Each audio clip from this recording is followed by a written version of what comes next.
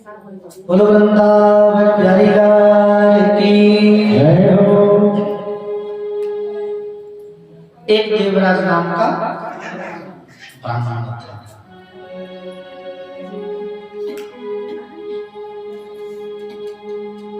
देवराज नाम का सिर्फ ब्राह्मण ही था, कर्म ब्राह्मण के जैसे नहीं थे। आसीत किरात नगरे ब्राह्मणों ज्ञान दुर्लभ दरिद्रो रस विक्रेता वेद धर्म परामुख। किरात नगर में देवराज नाम का ब्राह्मण, नाम का सिर्फ नाम का ही ब्राह्मण, कर्म ब्राह्मणों जैसे नहीं। सती साध्वी पत्नी मिली, पत्नी को छोड़ करके गणिका पर मन दे बैठा। गणिका को देख करके मन में विकार उत्पन्न हुए। आज विकार उत्पन्न हुए हैं, उस गणिका को देख करके जो थोड़ा बहुत नित्य क्रिया आदि करता था सब छोड़ दिया। संध्या स्नान परिभ्रष्टो वैश्यवृत्ति परायणा देवराज प्रतीक्षा तो विश्व जन वंचित। वैश्यवृत्ति करके अपने जीवन को यापन करता था। वैश्यवृत्ति माने व्यापार, ब्राह्मण था पर व्यापार करता था, वैश्यवृत्ति। अच्छा, ये ऐसा ब्राह्मण था, इस पर जो भरोसा करता था ये उसको सबसे ज्यादा ठगता था। वैसे नियम तो ये कहता है, शास्त्रोक्त कथन तो ये है, यदि कोई हम पर भरोसा करता है उसका भरोसा तोड़ना नहीं चाहिए। परंतु ये ऐसा ब्राह्मण है जो इस पर भरोसा करता, ये उसके ब्राह्मण उसके भरोसे को सबसे पहले तोड़ता। सबसे ज्यादा यदि किसी को ठगता, उसको ठगता जो इस पर भरोसा करता। वैश्यवृत्ति करके अपने जीवन को चला रहा था।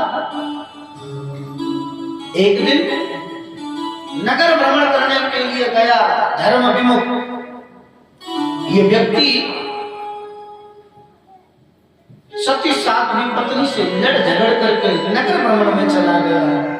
अच्छा, पत्नी समझाने का प्रयास भी करती, ये ठीक नहीं है, आप ये मत किया करो, तो पत्नी को ही डांटने लग जाता।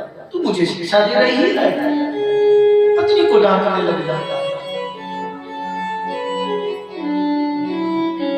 एक दिन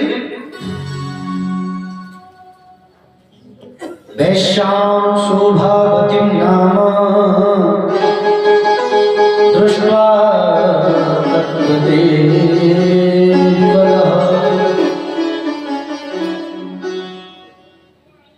शोभावती नाम की वैश्या पर मोहित हो गया।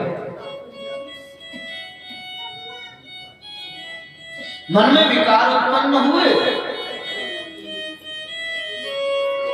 पत्नी कहती है ये ठीक नहीं है, तो पत्नी को डांटने लगा, फटकारने लगा।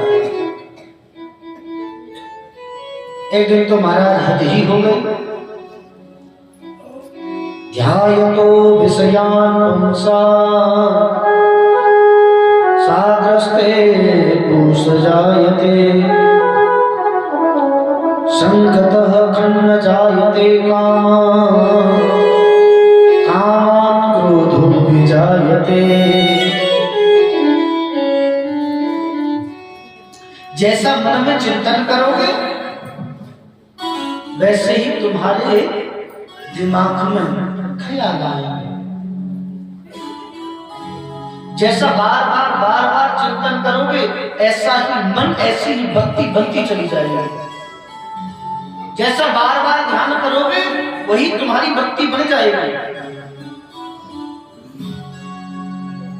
इस देवराज नाम के ब्राह्मण के साथ भी यही घटना घटित हुई।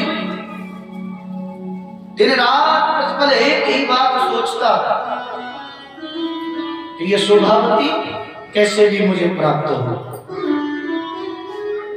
सारी मर्यादाओं का उल्लंघन कर जितना धन था गणिका को ले जाकर के दिया। अच्छा, गणिका को क्या चाहिए? धन। गणिका को सिर्फ धन से मतलब होता है। गणिका को धन जाकर के दिया, गणिका ने धन स्वीकार कर लिया। देवराज नाम की इस ब्राह्मण की इच्छा पूर्ण हुई। अच्छा, इस संसार में यदि एक बार कोई कार्य कर लो, एक बार करने से तृप्ति नहीं होती, बार बार विकार उत्पन्न होते हैं। ये संसार की भक्ति ही ऐसी है। देवराज नाम का ब्राह्मण एक बार धन देकर के वैश्या के साथ अपने धर्म से विमुख हुआ, पर बार बार मन में यही विचार आए। एक दिन पत्नी समझाने लगी, परिवार के लोग समझाने लगे कि बेटा ये जो तू कार्य कर रहा है ये ठीक नहीं है, ये धर्म विमुख कार्य है, समाज में हमारी प्रतिष्ठा है, लोग क्या कहेंगे। उस देवराज नाम के ब्राह्मण ने क्या किया?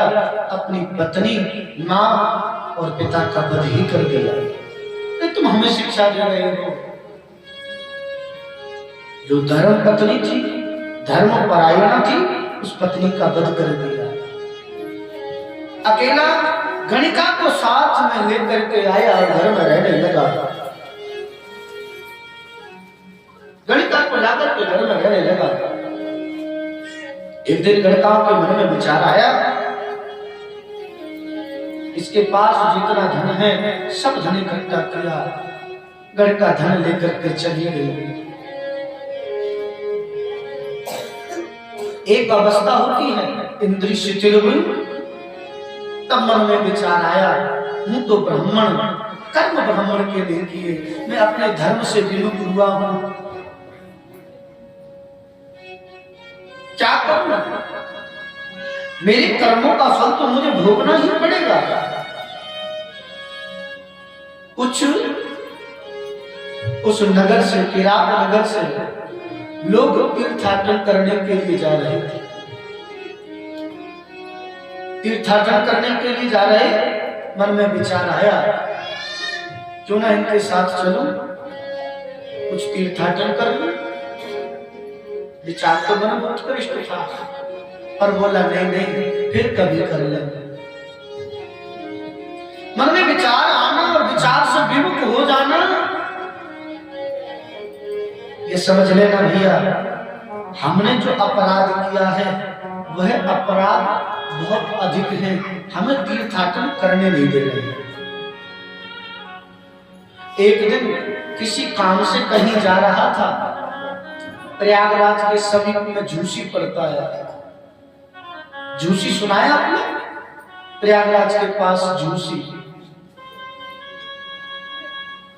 ये देवराज नाम का ब्राह्मण किसी काम से जा रहा था, रात्रि का समय हो गया, संध्या हो गई, तो बोले अब अकेला वन में कहां जाऊंगा, इससे अच्छा है आज यही विश्राम कर लेता हूं। प्रातःकाल स्नान आदि करके अपनी यात्रा को प्रारंभ कर। अच्छा, सौभाग्य से उस समय जब उसके मन में ये विचार आया, वो उस स्थान पर रुका जहां भगवान शिव का मंदिर था। कौन सा स्थान था? भगवान शिव का मंदिर। रात्रि भर वहां विश्राम किया। रात्रि में ही उसे ज्वर हो गया, बुखार आ गया। क्या हुआ? बुखार आ गया, ज्वर हो गया। ज्वर इतना हो गया महाराज उस पर खड़ा नहीं हुआ जाए। एक तो वैसे ही नित्य क्रिया आदि से भ्रष्ट था, शिव मंदिर मिला और शिव मंदिर में आकर के भी ज्वर इतना तीव्र हो गया उस पर खड़ा ना हुआ जाए, वहीं पड़ा रहा। उसके भाग्य की प्रशंसा की जाए कम है। ज्वर है पर भगवान शिव का सानिध्य है। प्रातःकाल हुआ, कुछ ब्राह्मण एकत्रित हुए, श्रावण का पावन महीना, शिव महापुराण की कथा चल रही थी। क्या हो रहा था? शिव महापुराण की कथा। ज्वर अधिक है, शरीर काम नहीं कर रहा है, चला जा नहीं रहा है, पड़ा पड़ा क्या करता। भगवान की कथा हो रही थी, भगवान शिव की कथा को श्रवण करने लगा। शिव महापुराण की कथा श्रवण करने लगा। कथा श्रवण करते करते करते करते ब्राह्मण कथा श्रवण कराते, ये प्रतिदिन का नियम बन गया। एक दिन ऐसा आया, ज्वर अधिक हो गया, ज्वर के वेग को संभाल नहीं पाया और कथा सुनता सुनता भगवान शिव के सानिध्य में ही अपने प्राण त्याग दिए। प्राण त्याग दिए। यम के दूत आए उसे ले जाने के लिए। अरे इसने जीवन में कभी कोई सत्कर्म नहीं किया। यम के दूत जब उसे पकड़ करके ले जाने लगे, भगवान शिव के रुद्रगण आए, यम के दूतों से उसे छुड़ा करके शिवलोक के लिए ले गए। यम के दूतों ने जाकर के यमराज से शिकायत की और कहा, महाराज इस मृत्यु लोक में ऐसा ब्राह्मण जिसने ब्राह्मण तत्व को नष्ट कर दिया और हम उसे लेकर के आ रहे थे, भगवान शिव के रुद्रगण आए, उसे अपने साथ लेकर के चले गए। ऐसा क्यों? आज महाराज यमराज शिवलोक गया, भगवान शिव से पूछा, प्रभु इस जीव के अंदर ऐसा कौन सा गुण है? इसने कभी कोई सत्कर्म नहीं किया, इसे लेकर के आपके पार्षद शिवलोक में आए हैं। भगवान शिव ने पूछा, कौन सा, कौन जीवात्मा इस शिवलोक में आई है? तो वह व्यक्ति देवराज नाम का ब्राह्मण, भगवान शिव के गणों ने बंधन से मुक्त किया। आज पता नहीं क्या मन में भाव आया, उसने भगवान शिव के चरणों में जाकर के प्रणाम किया, वंदन किया। बस फिर क्या था, भगवान शिव उसके प्रणाम पर ही रीझ गए और कहा, मैं तुझे अपने गणों में स्थान देता हूं, मैं तुझे अपना गण बनाता हूं। देवराज नाम के ब्राह्मण को जिसने कभी कोई सत्कर्म नहीं किया, उसे भगवान शिव ने अपने गण में वास दिया। ये देख करके यमराज बड़ा आश्चर्यचकित हुआ। प्रभु इसने कभी कोई सत्कर्म नहीं किया, आप कह रहे हो कि मैं तुझे अपने गणों में वास देता हूं, ये तुम्हारा गण कैसे बन सकता है? तो भगवान शिव मुस्कुरा करके बोले, यमराज इसने जीवन में कभी कोई सत्कर्म न किया हो, कोई बात नहीं, पर इसने अंत समय जो किया है, ऐसा करने के लिए लोग लालाई कर लेते हैं। क्या प्रारंभ में मैंने बताया ना, अंतराम का हिमावत नहीं। व्यक्ति बार बार यही प्रयत्न करता है कि भगवान का नाम जुबान पर आ जाए, भगवान का नाम नहीं आता। और इसने तो मेरा नाम नहीं, जब इसका अंत समय था, जिस समय इसने प्राण त्यागे, वो मेरा स्थान था शिवालय में इसने प्राण त्यागे। और जब इसने प्राण त्यागे तो ये क्या सुन रहा था? इसने सांसारिक वस्तु, सांसारिक चर्चा नहीं सुनी, बोले तो इसने मेरी शिव महापुराण की कथा श्रवण की है।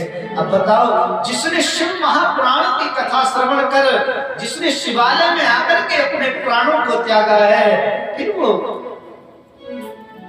नरक में कैसे जा सकता है? उसे मेरा रुद्रगण तो बनना ही है, जिसने अंत समय मेरा स्मरण किया है। भैया बचपन निकल गया। अच्छा एक बात बताओ, भगवान को फल कौन सा अर्पित किया जाता है? बताओ जरा, भगवान को फल कौन सा अर्पित किया जाता है? पका हुआ कि कच्चा? बताओ जरा, भगवान को फल कौन सा अर्पित करना चाहिए, पका हुआ कि कच्चा? बताओ, कि गला हुआ? बताओ जरा, सड़ा गला फल चढ़ाना चाहिए भगवान को? नहीं चढ़ाना चाहिए। तो कच्चा फल चढ़ाना चाहिए? हैं? कच्चा भी नहीं चढ़ाना, पका हुआ फल चढ़ाना चाहिए भगवान को? हैं? पका हुआ। अच्छा, मेरा इस बात को कहने का मतलब क्या है? कच्चा क्या है, पका क्या है, गला हुआ क्या है? कच्चा फल है हमारा बचपन। कच्चा फल है हमारा बचपन। बचपन यदि बिगड़ गया तो कोई बात नहीं है। बचपन बिगड़ गया तो कोई बात नहीं है, कच्चा फल है। अच्छा, वृद्धावस्था है सड़ा गला फल। कौन सा फल? सड़ा गला। सड़ा गला फल हम लोग नहीं चढ़ाते। वृद्धावस्था में कहना चाहोगे राम, मुंह से निकलेगा आम। हाँ, राम नहीं कह पाओगे। भगवान को फल चढ़ाया जाता है पका हुआ। ये जो जवानी है, ये तरुण अवस्था ही पका हुआ फल है। इसका मतलब स्पष्ट है, भगवान का भजन यदि करना है तो हमें तरुण अवस्था में करना चाहिए। वृद्धावस्था में किसने देखा है? क्योंकि भगवान शिव के जैसा कोई नहीं है। भगवान शिव का जब डमरू बजता है, आहा महाराज, भगवान शिव ने देवराज नाम के ब्राह्मण को अपने गणों में स्थान दिया और वो प्यारा डमरू बजाया। भगवान शिव के साथ में वो देवराज नाम का ब्राह्मण गण बन करके भगवान के साथ नृत्य करने लगा है। ऐसा डमरू बजाने वाला और नहीं, ऐसा डमरू बजाने वाला और नहीं। बड़े भाव से कहेंगे, हे भोलेनाथ से निराला कोई और नहीं। भोलेनाथ से निराला कोई और नहीं। शंभू नाथ से निराला कोई और नहीं।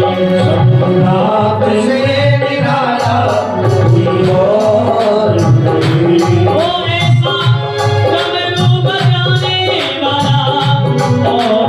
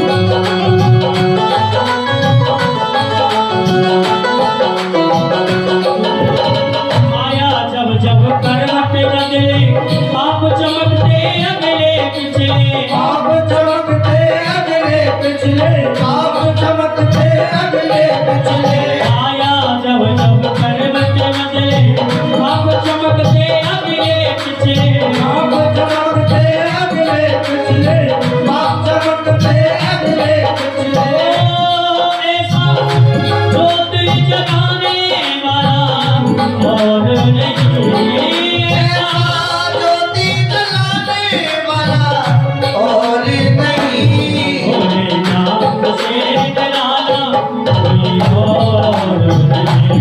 शंभु आप से निराला कोई और बोली शंकर भगवान की।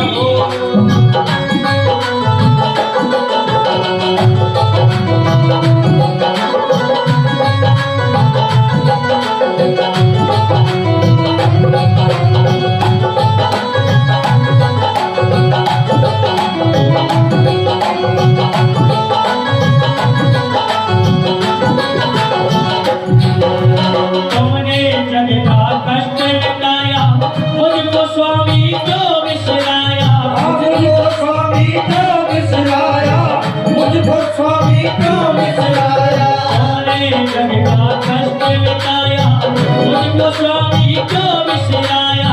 मुझको स्वामी क्यों विसराया, मुझको स्वामी क्यों विसराया। अब तो मुझको बचाने वाला और नहीं। अब तो मुझको बचाने वाला और नहीं। आए दोनों हाथ बड़े भाव से कहेंगे, हे भोलेनाथ से निराला और नहीं।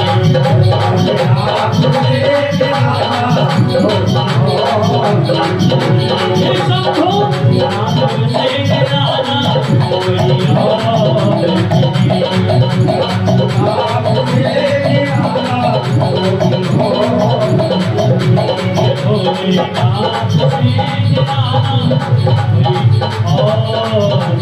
नहीं। पार्वती हर हर महादेव। गुरु शंकर भगवान